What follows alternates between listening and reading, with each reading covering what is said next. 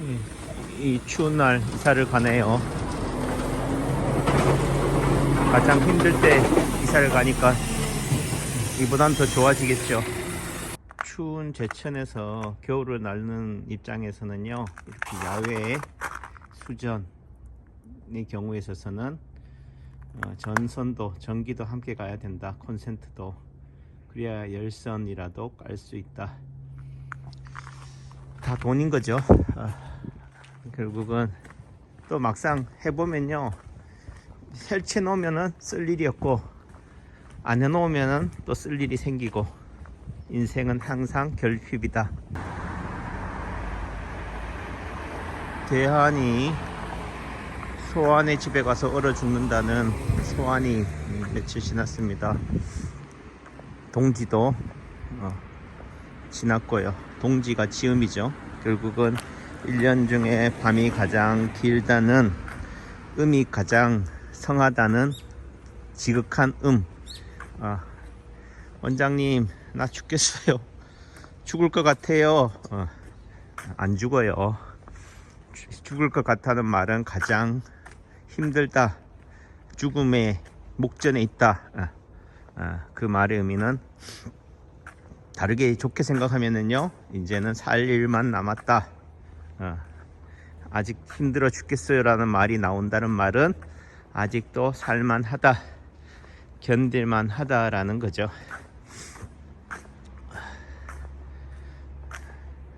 처음 이 뭐라고 그러나, 이거를, 이 공간을 조성할 때 주변에서 부추기는 분들이, 그래도 원장님 10년 20년 뒤에 돈 모아 가지고 그때 조성하면은 늦잖아요. 나이 80에 경제적 자유를 이루면 뭐해요. 서지도 않는데. 그러니까 저도 20년 동안 돌이나 나무를 모아왔다. 그거 언제까지 모을 건데, 구슬이 서말이라도 깨어야 보배다. 언제 깰 텐데.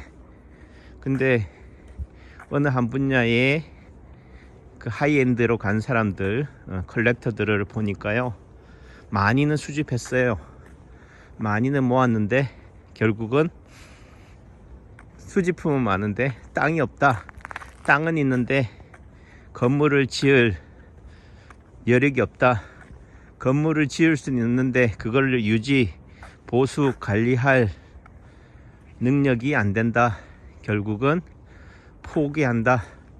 내지는 지자체랑 이런 종교단체랑 사회단체랑 연결해서 콜라보를 이루거나 기증하는 거죠. 결국은 넘기는 겁니다. 넘기고 싶어서 넘기는 게 아니다. 결국은 자기 분수를 아는 거죠. 자기 그릇을 아는 겁니다. 결국은 인생은 그릇 만들기다. 내 그릇이 어느 정도인가. 어떤 사람은 나 종지야, 나 소주잔이야. 그래서 아예 오르지 못할 나무라고 쳐다보지도 않습니다. 목이 아프니까. 목 디스크 걸려. 그래서 주는 대로 다람쥐 쳇바퀴 돌듯이 기계의 부품으로 그렇게 살아가는 거죠. 하루 벌어 하루 소진하는 하루살이 인생인 거죠. 그 또한 의미 있다. 당신의 꿈은 무엇입니까?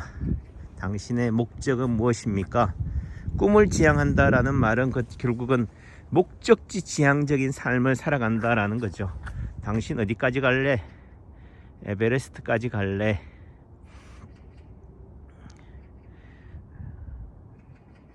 근데 저희를 보면은 결국 저희 출발지로 다시 돌아가면 된다.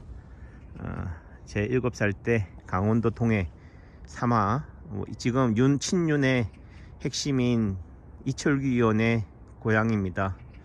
저랑 한 10살 차이니까 만났을 수도 있죠. 스쳐 지나갔을 수도 있습니다. 저의 인생에 있어서 가장 행복했던 시절, 강원도 동해시 사마동이다. 사마초등학교 74학번들 다 나와. 초등학교 사마국민학교. 그때는 1학년 2반이었는 것 같은데 그때 같이 놀았던 친구들이 그립다. 뭐 그렇다고 해서 지금 만난다고 해서 같이 그 추억을 공유할 수 있습니까? 같이 한 공간에 있어도 동상이몽이다. 첫사랑을 만난다 한들 결국은 생각이 다르다. 서로의 추억거리가 다르다. 상대는 기억 못하는데 저 혼자만 기억하고 있는 거죠. 결국은 피천득의 인연인 거죠. 무슨 얘기 하다 말았는데 또 첫사랑으로 가네. 그 말은 저는 첫사랑에 굶주렸다. 부모의 사랑에 굶주렸다.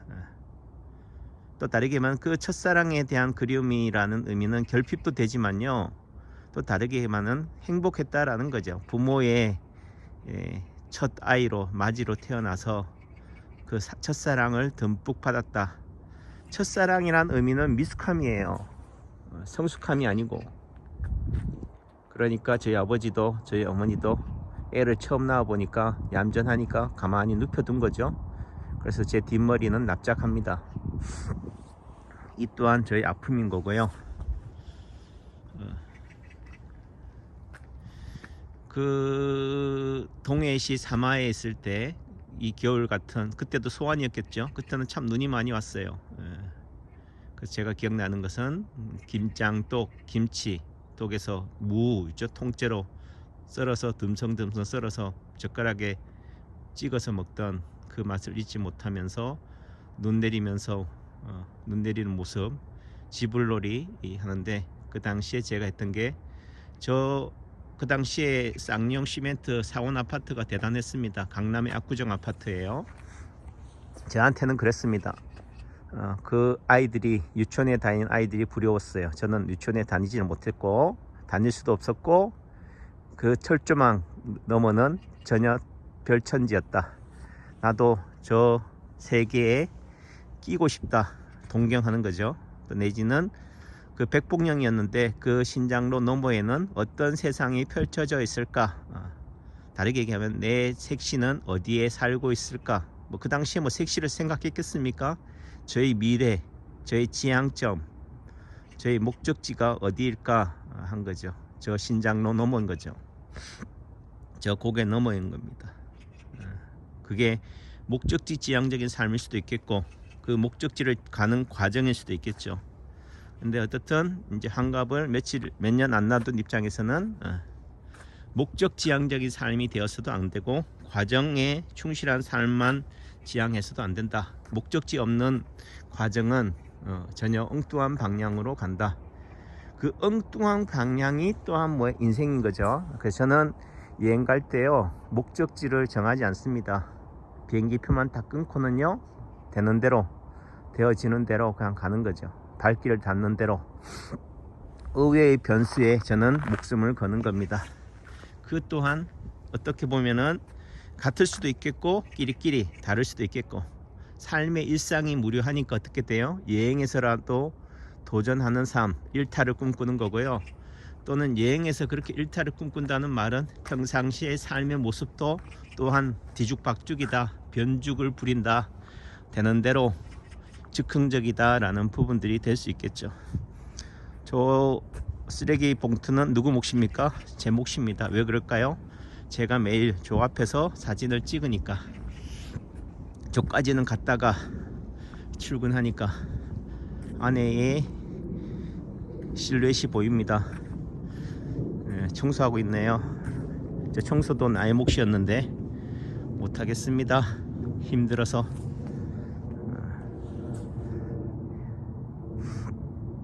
못해 먹겠다는 아니고 오늘은 힘들다, 오늘은 출근이 목적이다. 그래도 오늘 영상을 유튜브를 보다가요, 유튜브를 보다가 출근할 것이냐 아니면 너질러져 있는 설거지를 할 것이냐 고민하다가, 그래 설거지라도 하자. 그래서 식기세척기에 넣고 쓰레기를 정리하고 했습니다. 집사람이 퇴근하면은 집에 들어가면은 놀랄 것이다. 감동할 것이다. 그래도 데리고 살만하네 하겠죠. 부족함이 결핍이 그 사람의 오늘을 있게 만들었다. 상대가요 완벽하면은 내가 설 자리가 없습니다. 내가 필요가 없는 존재가 되는 거죠. 그런 의미 속에서는 배우자란 결국은 서로의 부족함, 결핍을 채워주는 존재다. 보완해주는 존재다. 내가 너무 잘나도 안 된다. 내가 너무 모자라도 안 된다. 적당해야 된다. 그래요. 출근하겠습니다. 그래도 엄청 춥다 했는데 그래도 뭐요? 생각만큼 춥지가 않네요. 춥다 하면 추운 거죠. 그래도 소환이 지났으니까 이제는 뭐 한 얘기로 가장 추운 소환을 지냈으니까 이제는 뭐라고요? 봄이 온다. 좋아질 일만 남았다. 근데 인생은요 호사담하다. 인생 만사 세옹지마다. 너무 좋아도 무료하다. 너무 힘들어도 실증나고 짜증난다. 변화가 진폭이 굴곡이 결국은 다이내믹 코리아 거죠. 변화가 치료다. 그런 의미 속에서는 그래도 20년을 앞당겨서 이 공간들을 연출하고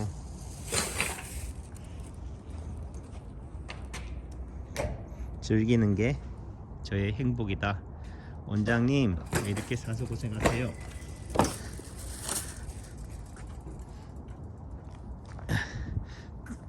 저 매트가 제 모습인 거죠.